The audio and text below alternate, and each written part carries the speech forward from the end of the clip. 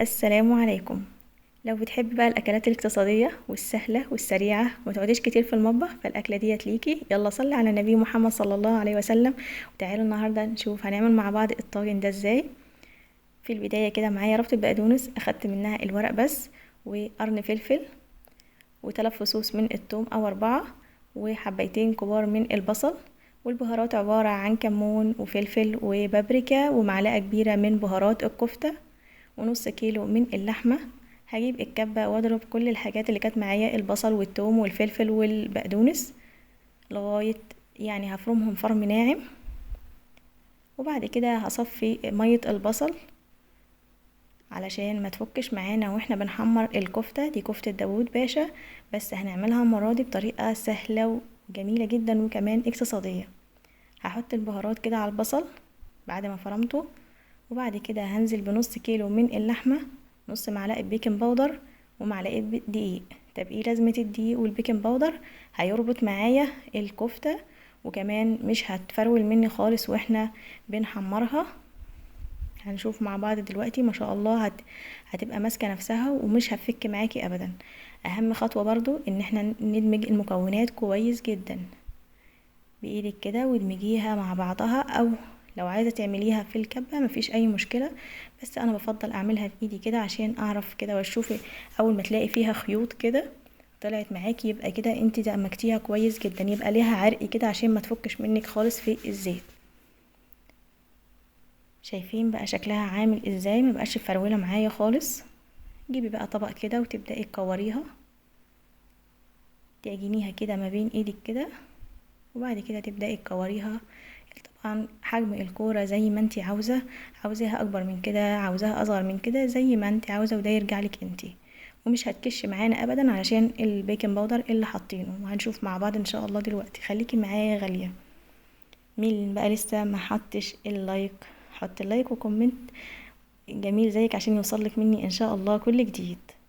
طبعا هعمل بس كده كورتين معاكم، وبعد كده هكمل الكمية لوحدي علشان ما اطولش عليكم في الفيديو، عشان بحب انجز معاكم كده الفيديو عشان ما تزهقوش مني.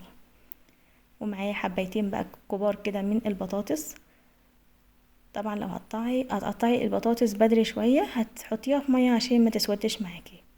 معايا ووك على النار، حطيت فيهم معلقتين كده كبار من الزيت، وابدأ احط الكفتة تتحمر معايا. مين لسه ما صلاش على النبي محمد صلى الله عليه وسلم؟ انزلي في الكومنتات كده وصلي على النبي يا غالية. اوعي بقى تقلبيها خالص، اديها بس كده تقليبه وهدي النار وسيبيها 5 دقايق عشان تتشمع معاكي. انا ما قلبتهاش باي حاجه خالص، انا بحرك بس الوك كده. وبعد 5 دقايق كده اما تتحمر، طبعا بتبقي مهديه النار، تسخني الزيت كويس جدا وتنزلي بيها، وبعد كده تهدي النار علشان تاخد كده تحميرتها كويس عشان ما تتحرقش مننا. وبعد كده تقلبيها كده. شايفين ما شاء الله ما كمشتش معايا خالص ولا، ومحتفظة بالشكل بتاعها. هنا بقى كنت حمرت البطاطس، طبعا ما بتحطهاش نية علشان الكفتة بتاعنا بتبقى مستوية، فما ينفعش نحطها نية علشان تستوي معايا بسرعة، فبنحمرها كده نص تحميرة ونحطها في الطاجن معانا كده. وبعد كده حطيت عليها الكفتة بعد ما حمرتها. وهنا بقى معايا نفس الزيت اللي حمرت فيه الكفتة، هنزل فيه ببصلاية تكون ناعمة كده على فصين من التوم. يعني انا حاطه البصل والثوم مع بعض وفرمتهم فرم ناعم زي ما احنا شايفين مع بعض كده. وبعد كده بقى هتقلبيهم تقليبه كده لغايه ما يدبل معانا وياخد لون جميل زي ما احنا هنشوف كده. وتنزلي بقى بمعلقتين من الصلصه.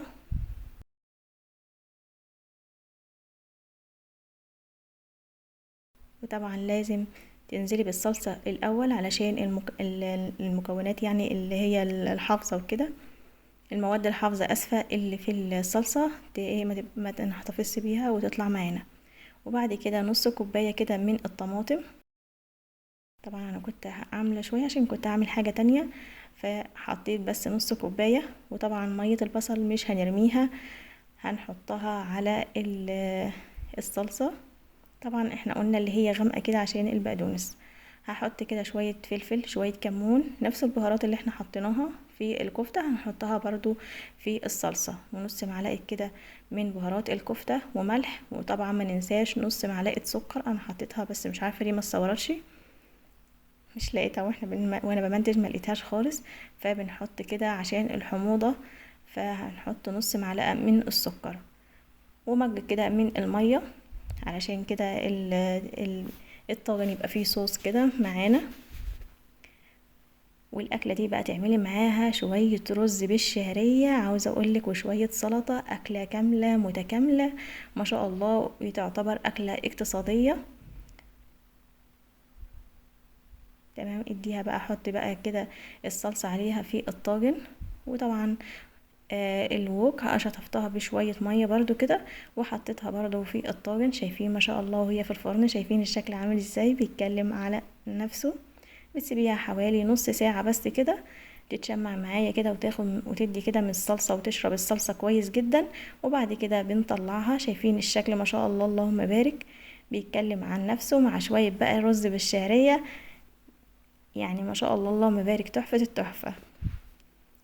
وهوريها لكم دلوقتي الكفتة من جوه عاملة ازاي، ما شاء الله شايفينها مش ناشفة معايا خالص، وطرية وجوسي كده من جوه ما شاء الله. شايفين الشكل عامل ازاي، والطعم كان اللهم بارك حكاية. اتمنى تجربيها، واشوفك في فيديو جديد ووصفة جديدة، والسلام عليكم.